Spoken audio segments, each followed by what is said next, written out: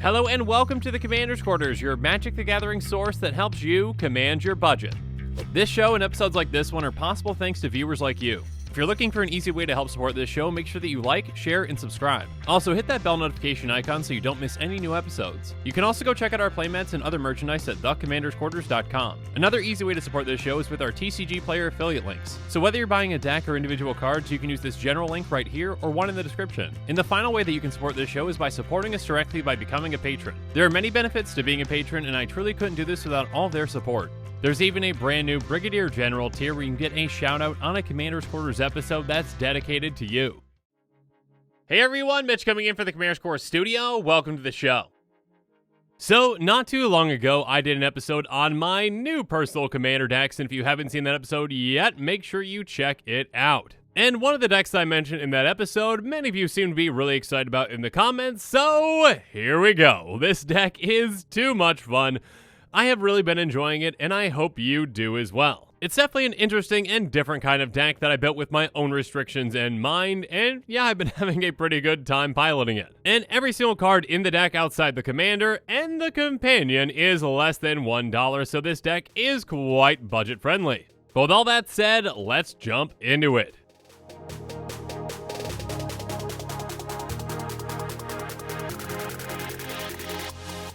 So the commander for this deck is Kenrith the Return King, better known as Kenny, and Zirda the Dawnwaker, better known as, well, just Zirda. Yeah, to my knowledge, Zirda does not have a nickname. Maybe let's go Zirdy? That just sounds weird. Alright, anyways, Zirda. Regardless, you very well might be familiar with my previous commander deck that you might have seen on Extra Turns, and yeah, I have since dismantled that deck and completely changed, well, what my Kenny deck is all about. You see, Kenny has a ton of activated abilities, and with that version of the deck, I focused on specific ones, and this one, well, works a bit differently. Just in case you don't know what they are, here we go.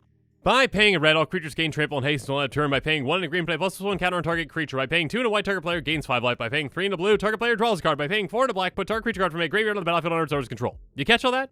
Great. Regardless, with my last build of Kenny, I basically ignored that very first one. All creatures gain trample and haste until end of turn. Yeah, that can be a very powerful thing, but I pretty much just ignored that for, well, many reasons. And so with this version of the deck, I wanted to actually really focus on that one and utilize certain types of cards around that effect. I also decided that I wanted to make this a companion deck as well by throwing in Zirda the Dawnwaker, which works amazingly with Kenny. Its companion requirement is each permanent card in your starting deck has an activated ability, and actually, I made that requirement even more of a requirement because I threw my own spin on that. Regardless, first up, let's talk about why Zirda is so good with Kenny. It has abilities you activate that aren't mana abilities, cost 2 less to activate. This effect can't reduce the mana in that cost to less than 1 mana. So Zirda makes all of Kenny's abilities, well except for that first one, more affordable. Now to put a counter on a creature, you just have to pay a green. To gain 5 life, you pay a white. To draw a card, you're paying 2 mana, and to get a creature back from your graveyard, you're paying 3. So yeah, Zirda kind of supercharges Kenny.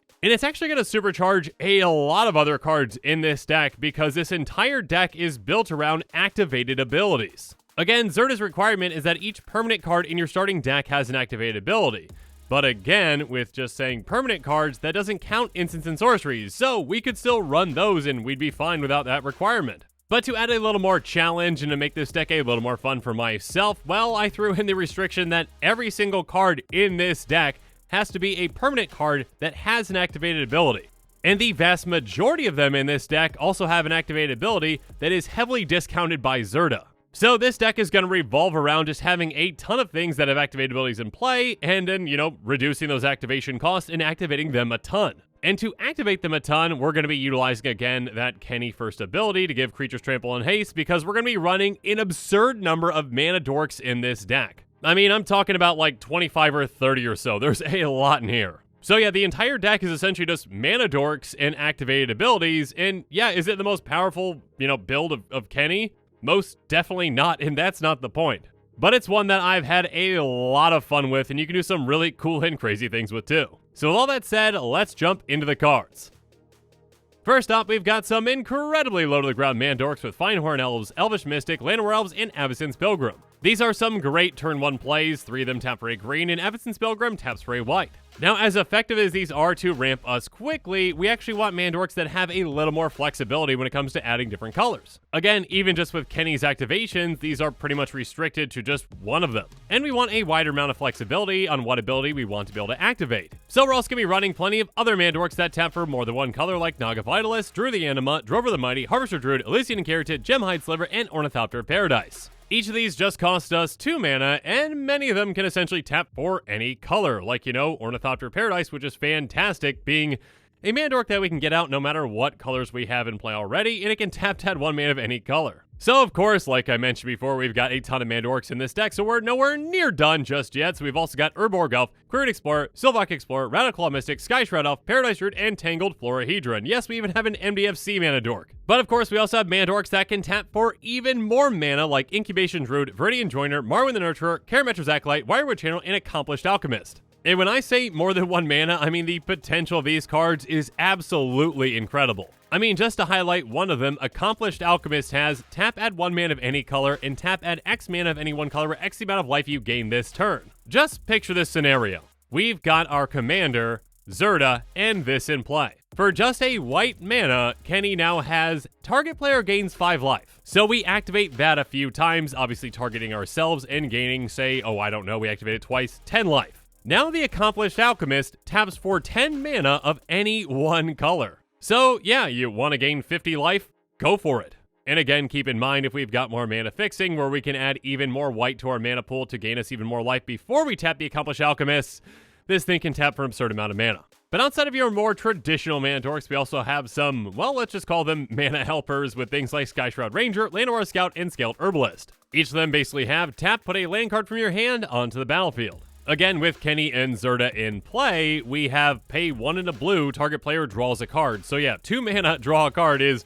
really fantastic. So by filling our hand up with lands, we can just get more of those lands into play with these, which then can help us, draw more cards and do more things. And speaking of more lands, we also have Sakura Tribe Elder, Diligent Farmhand, Burnished Heart, Fertilid, and Frontier Guide. The first 3 we can sacrifice to go get a land, or actually lands with Burnished Heart, and Fertilid, well, let's quickly highlight Fertilid because it's incredible with Kenny. Fertilid's going to enter the battlefield, 2+1 counters on it, and by paying 1 in green, we can get rid of one of those counters to get a basic land into play tapped. And again, with both Kenny and Zirda in play, well, this is incredible. Because with Kenny, again, just by paying a green, we can put a counter on this. Then just by paying another green, we can remove that counter from it to go get a basic land from our library into play tapped. So with this, and again, our commander and companion in play, this is basically pay green, rampant growth. Over and over again. Speaking of which, Frontier Guide has pay 3 and a green and tap to get a basic land from our library into play tapped, then we shuffle our library. Again, with Zirda in play, though, this is just going to be pay 1 and a green and tap, so yeah, rampant growth. Moving on, though, we've also got Magus of the Candelabra and Svella Ice Shaper. Magus has pay X tap, untap X target lands. Now again, keep in mind with this one that Zirda says this effect can't reduce the mana in that cost to less than 1 mana. So we can't just say, hey, I'll reduce it by 2 and untap 2 lands for free. What you can do, though, obviously, is untap 3 lands. So you say, okay, X equals 3, I'm going to reduce that by 2, so I have to pay 1, I'll pay the 1 and tap it to untap 3 lands. So for 1 mana, you untap 3 lands, and yeah, that can ramp you pretty well. Speaking of which, Svella Ice Shaper has pay 3 and tap, create a colorless artifact token named Icy Manolith with tap, add 1 mana of any color. Or again, with Zirda in play, this is basically pay 1 mana, tap, make a mana rock that can immediately tap for 1 mana of any color. Next up, though, let's talk about Ezroot Channeler, which has creature spells you cast cost X less to cast, or X the amount of life you gain this turn, and it can tap and it makes you gain 2 life. Yeah, with Kenny and Zirda in play, your creatures now are going to cost basically nothing to cast but their pips. Obviously, again, you can tap this to gain 2 life and make your creatures cost 2 less to cast. But again, for just a white mana, again with Zirda and Kenny in play, you can gain 5 life, and now that's 7 life that you've gained this turn. So have fun casting a ton of creatures in that turn. And again, keep in mind that with Mana Dorks, you can give those haste activate right away, so yeah, you can actually net mana on creatures now. Next up, there's Realm Seekers, which helps us in a different way. It's a 0/0, but it's going to be pretty huge because it enters the battlefield with X counters on it, or X the total number of cards in all players' hands. By paying 2 and a green, we can get rid of one of those counters, search our library for a land, and put it in our hand, then shuffle. So again, Kenny can get more counters on this if we need to, and again, thanks to Zirda, it reduces that too, so we just pay a green mana to go tutor for a land into our hand. This is just lay the land over and over and over again. So again, this can help those mana helpers then get lands from our hand into play. and also, just help get rid of dead draws. And speaking of helping getting lands into play, there's Druid Class, which says whenever a land enters the battlefield on your control, you gain 1 life, and by paying 2 and a green to get it to level 2, it says you may play an additional land on each of your turns. Again, with Zerda in play, that activation just cost a green, so yeah, extra lands, sign me up. But now that we've talked about the Mandorks and the massive amount of ways to ramp in this deck, let's talk about what we're going to do with all that mana, outside of activating Kenny's abilities.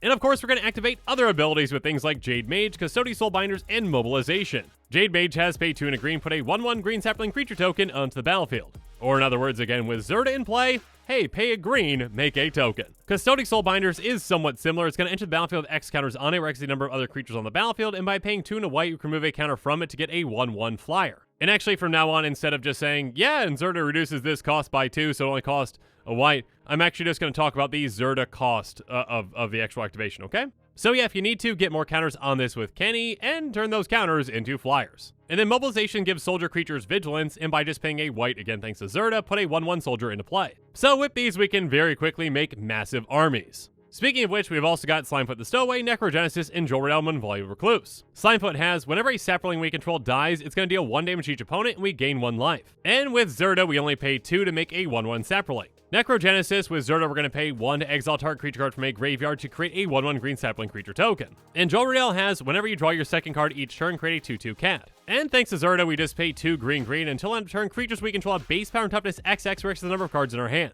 And again, thanks to Kenny, we can draw a ton of cards, which obviously helps us make cats, every turn essentially. And we can also just have a massive hand to turn our token army into a devastating force. Or should I say token army as well as our Mandork army. Yeah. Taking out your opponents with Mandorks is a lot of fun. We can also take them out with things like Brutal Horde Chief and Captivating Crew. Brutal Horde Chief says whenever a creature you control attacks, defending player loses 1 life and you gain 1 life. And thanks to Zerda, by paying 1 Boros, creatures your opponents control block this turn of Fable, and you choose how the creatures block. That is an incredibly powerful effect. You're just like, okay, hey, okay, so my creatures are attacking. Well, all of your creatures are going to, for whatever reason, decide to just block this 1 tiny token, and the rest of my creatures are going to come through and smack you, also while draining you too. And then, thanks to Zerda, Captivating Crew has pay 1 in a red, gain control of target creature and opponent controls until end of turn, untap that creature, gains haste until end of turn, activates ability only anytime you cast a sorcery. Basically, hey, start gaining control of whatever creatures you want. But of course, we can also finish our opponents off with something like Viscopa Guildmage, and yeah, this one can be pretty spicy. With Zerda, its second ability is pay white-black. Whenever you gain life this turn, each opponent loses that much life. And again, thanks to Zerda, with Kenny, we've got pay white, gain 5 life, so yeah, basically just drain your opponents out incredibly quickly. But we can also get a ton of value from things like Time Luminous Enigma and Grenzo Dungeon Warden. Time has each other creature you control enters the battlefield with an additional vigilance counter on it, and by paying 1 thanks to Zerda, remove 3 counters from among creatures you control. Put the top 3 cards of your library into your graveyard, then return a permanent card with converted mana cost 3 less from your graveyard to the battlefield. And again, keep in mind that of course, Kenny can just distribute out counters very easily for us. Which also really helps with Grenzo, because Grenzo's going to come to play with X counters on it, but again, we can also just put more counters on it with Kenny. And thanks to Zerda, simply by paying 1, we put the bottom card of our library into our graveyard, but if it's a creature card with power less than or equal to Grenzo's power, we put it onto the battlefield. And yeah, we are running an absurd amount of creatures in this deck, so have fun getting a ton of them out for basically no mana with Grenzo. We can also get a lot of value though out of things like Gretchen Titchwillow, Fairy Formation, and Shaman of the Great Hunt. Thanks to Zerda, Gretchen's going to have pay green-blue, draw a card, you can put a land card from your hand onto the battlefield. So yeah, just repeatable growth spiral whenever we want. And then Fairy Formation's going to have pay 1 in a blue, create a 1/1 blue fairy creature token with flying, draw a card. So that's essentially just a better version of Kenny's draw ability. It's going to cost the exact same, but we also get a 1/1 flyer. And speaking of a fantastic draw ability though, Shaman of the Great Hunt has got to be the best. It says whenever a creature you control deals combination to a player, put a +1 counter on it, which is very nice. And it's got Ferocious for, again with Zerda, pay Simic, draw a card for each creature you control with power 4 or greater. So yeah, that can get quite out of hand, and again, make sure you utilize Kenny to get your creatures up to 4 power. And also, utilize Shaman of the Great Hunt to get them counters too. Now, as amazing as all these cards are, there's still one in this deck that stands well above the rest. And that's going to be the golden pick of this deck, which is the #1 card out of our 99. And the golden pick for this deck is Biomancer's Familiar. It's a 2/2 mutant for green-blue, and it has activated abilities of creatures you control cost 2 less to activate. This effect can't reduce the amount of mana and ability cost to activate to less than 1 mana. And it also itself has an activated ability, which does not matter. But yeah, that first part is absolutely incredible. I mean, this is kind of like a second Zerda for the deck in a way. The only difference, though, is that this just impacts creatures, but still. The vast majority of cards in this deck are creatures, and getting this and Zerda both into play at the same time, well, is just absolutely incredible. Essentially, all of her activated abilities, including Kenny's, are just going to cost the pip amount at that time. So yeah, you want to draw a card with Kenny, that'll just be 1 blue mana. Oh, you want to get a creature back from the graveyard with Kenny, well, that just costs a black mana. And of course, obviously this reduces the cost of all of our other activated abilities from creatures in this deck, and yeah, Biomancer's Familiar is absolutely fantastic, and that's why it's the Golden Pig. Regardless, we're not quite done just yet, so let me highlight a few more cards like Caustic Caterpillar, Devout Witness, and Necrotic Sliver. Thanks to Zerda, Caustic Caterpillar has pay a green, sacrifice it, destroy target artifact or enchantment. And then Devout Witness, again thanks to Zerda, has pay a white, tap, discard a card, destroy target artifact or enchantment. And then Necrotic Sliver really takes advantage of that reduction as well, basically having pay 1, sacrifice this permanent, destroy target permanent. And speaking of getting rid of things, we're also going to be running Angel of the Ruins, Calamity's Captain, and Steel Hellkite. Angel of the Ruins has, when it enters the battlefield, exile up to 2 target artifacts and or enchantments, and it's got plane cycling for 2. Calamity's Captain's going to have pay 3 white, Monstrosity 3. When it becomes monstrous, exile all artifacts and enchantments. And Steel Hellkite has pay 1. Steel Hellkite gets +1/+0 until end of turn, and pay X, which again, keep in mind, is going to be reduced by 2. Destroy each non-land permanent with mana value X whose controller was dealt combat damage by Steel Hellkite this turn. Activate only once each turn. Next up, though, we've got Profane Procession, which has, again with Zerda, pay 1 white, exile target creature, then if there are 3 or more cards, exile Profane Procession, transform it. And even the backside has a reduction thanks to Zerda, just paying white, and tapping it, we put a creature card exile with it onto the battlefield under our control. Next up, Dispersing Orm's going to have pay 1 and a blue, sacrifice a permanent, return target permanent to its owner's hand. And then Glaring Spotlight basically helps us target our opponent's creatures, even if they have hexproof. On top of that, by paying, again, 1 with Zerda, sacrifice Glaring Spotlight, creatures you control gain hexproof until end of turn and are unblockable this turn. So this can be a great way to protect our team, or to help us finish our opponents off with a big swing. And speaking of protecting our team, we're also going to be running Plaxcaster Frogling, Sporeback Troll, and Linvala Shield of Seagate. Plaxcaster is going to have pay 1, target creature with ++1 counter on it, gain Shroud until end of turn. Sporeback Troll is going to have pay a green, regenerate target creature with a ++1 counter on it. And then by sacrificing Linvala, you choose Hexproof for Indestructible, and creatures you control gain that ability until end of turn. And keep in mind, again, with all the creatures in this deck, and yeah, it's especially effective with Linvala, we can easily get them back with Kenny, so have fun with that. Regardless, now that we've talked about every single non-land card in this deck, let's talk about the price.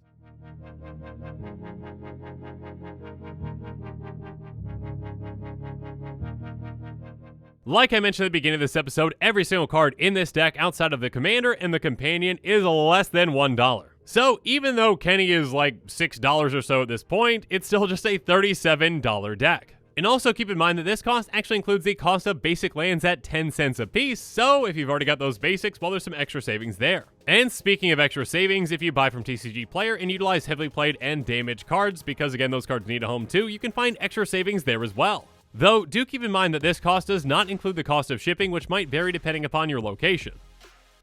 And with that, the show is coming to a close, so it's my turn to hear from you. So the comments below, let me know your thoughts on this episode are, and as always, thanks again and have a good one.